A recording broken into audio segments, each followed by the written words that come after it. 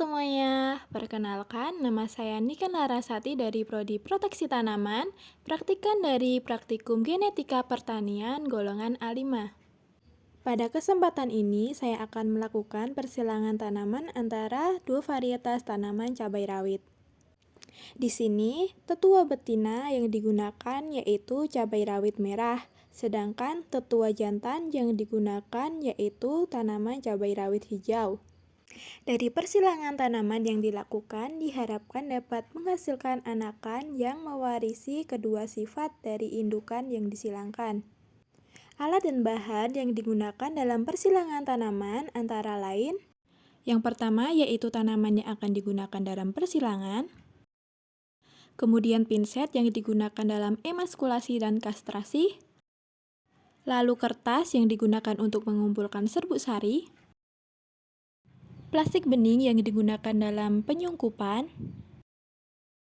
selotip berwarna bening untuk mengisolasi sungkupan, dan kertas label untuk melabeli tanaman yang telah disilangkan.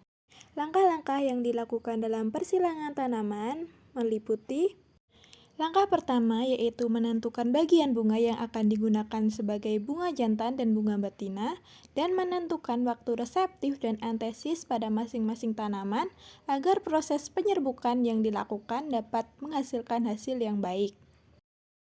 Selanjutnya dilakukan emaskulasi dan kastrasi pada bunga betina dengan melakukan penghilangan bagian-bagian yang tidak diperlukan sehingga hanya menyisakan kepala putih pada bunga betina. Langkah selanjutnya yaitu melakukan pengambilan polen atau serbuk sari dari bunga jantan yang nantinya polen akan diserbukan ke kepala putih bunga betina dengan menggunakan bantuan pinset. Langkah selanjutnya adalah langkah penyerbukan.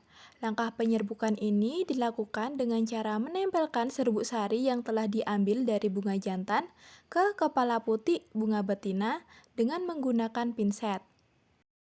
Pada proses penyerbukan ini dilakukan secara hati-hati agar serbuk sari yang telah diambil dari bunga jantan dapat tertempel dengan baik pada kepala putih bunga betina, serta kepala putih yang ada pada bunga betina tidak dapat rusak akibat dari gesekan alat pinset yang digunakan dalam proses penyerbukan ini.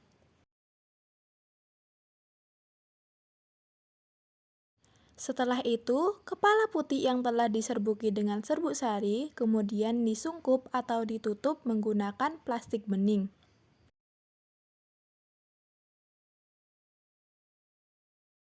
Bagian bunga yang telah disungkup kemudian diisolasi menggunakan selotip bening hingga rapat atau kedap udara. Hal tersebut bertujuan untuk menghindari penyerbukan silang yang dilakukan oleh serangga dan juga untuk menghindari kontaminasi dari udara luar.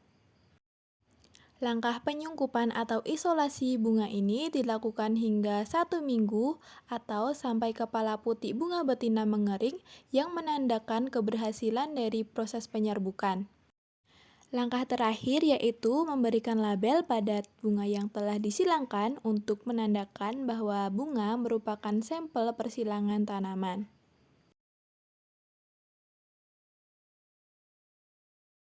Berikut adalah progres tanaman setelah 1 minggu disilangkan.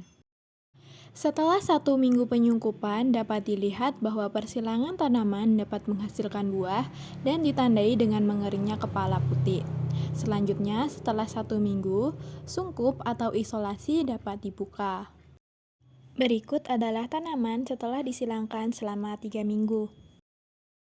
3 minggu setelah dilakukannya persilangan tanaman, dapat dilihat bahwa anakan atau buah yang dihasilkan dari persilangan terus berkembang dan ukuran buah menjadi lebih besar. Hasil akhir dari persilangan tanaman adalah sebagai berikut.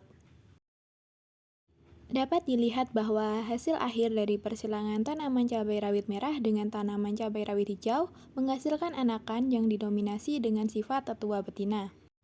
Hal tersebut dapat dilihat bahwa buah yang dihasilkan memiliki bentuk dan ukuran yang sama dengan cabai rawit merah atau tetua betina.